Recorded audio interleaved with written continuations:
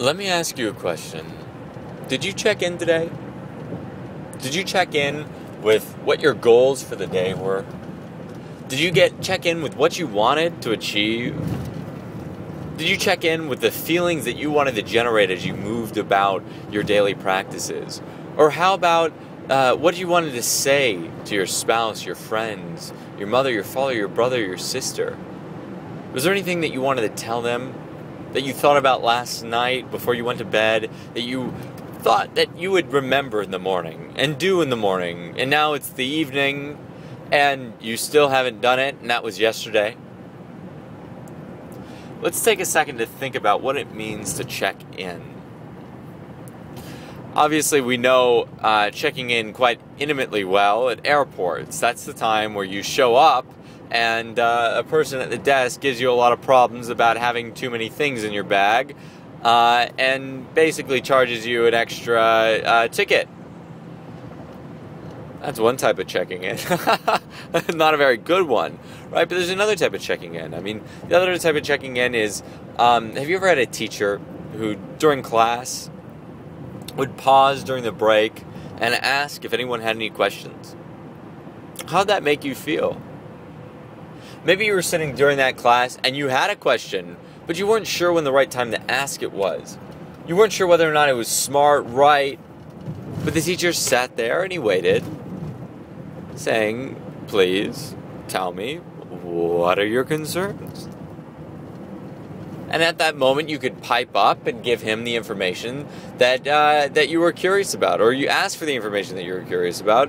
And this is a very important practice because, you know what? I bet there was a time that you did that and you learned some pretty important things. Things that you might not have learned otherwise, but that have really benefited you in your life in the most valuable way. Because if we don't check in, guess what happens? We miss the flight.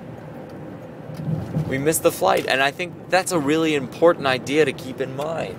Because how often in our life do we just float on by? Do we think that we can sneak past, let's just use the metaphor here, security, and keep going and no one will notice and we'll get to our destination? No. Doesn't work like that, does it?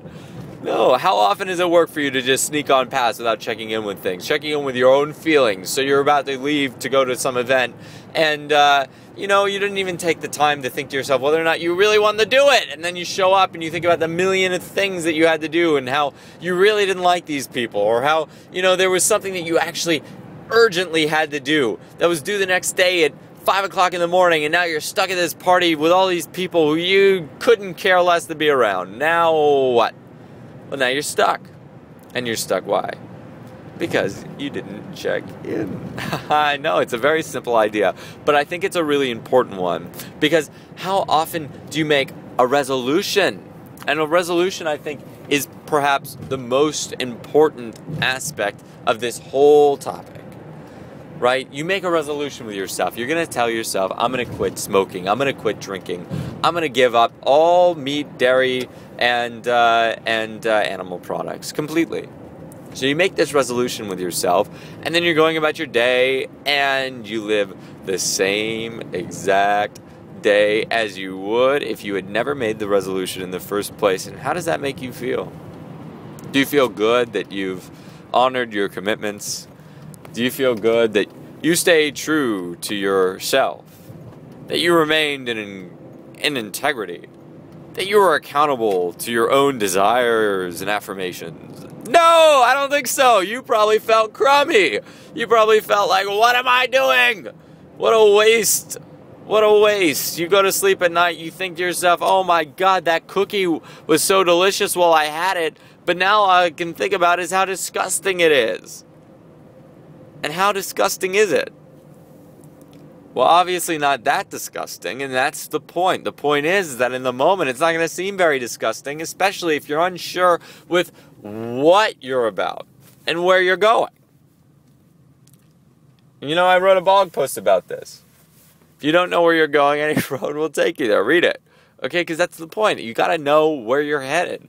And checking in is about keeping yourself on the path, right? It's sort of testing the water. It's placing your foot one step ahead of you and testing the ground before you step on it. Because what happens if you step and there's no ground there? You fall.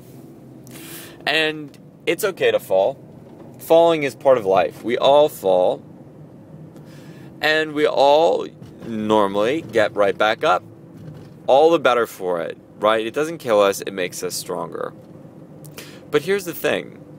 If we can get by without falling, guess what?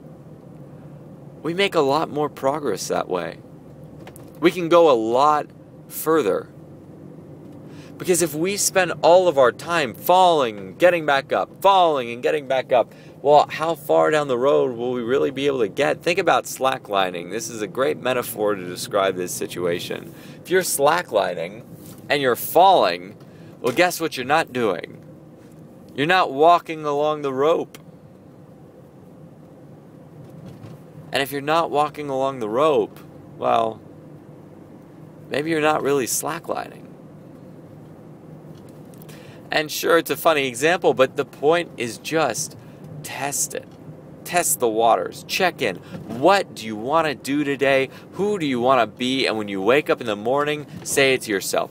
Fix a point on your body. For example, think the nail of your left index finger. Every time you see the left nail of your index finger, guess what? You're going to check in with yourself. You're going to say, what is my commitment? Where am I right now? And that's how you're going to check in. And by continually doing this, guess what? You're not going to lose your resolution. You're not going to have to kick yourself at the end of the day thinking to yourself, why didn't I do other things that I wanted to do? Why am I such a failure? Why did I mess up? Why can't I do anything right? No, you're not going to have that thought at all. You're going to think to myself, why am I so awesome? Why can't I get everything done that I want to get done? And people are going to look at you and they're going to think, what is he doing? What does she know? How do I learn from them? That's amazing. And your parents and your friends and your family are going to see the change in you and you're going to feel so much better. And it's so easy. It's that easy. So go out now. Try it. Look at the back, the tip, the nail of your left index finger and think to yourself, what is my commitment? Say it clearly. Make it short. Say it to yourself. And then every time you see your left finger, you can think maybe about the nail. You turn it over, you look at the nail, you think about your commitment.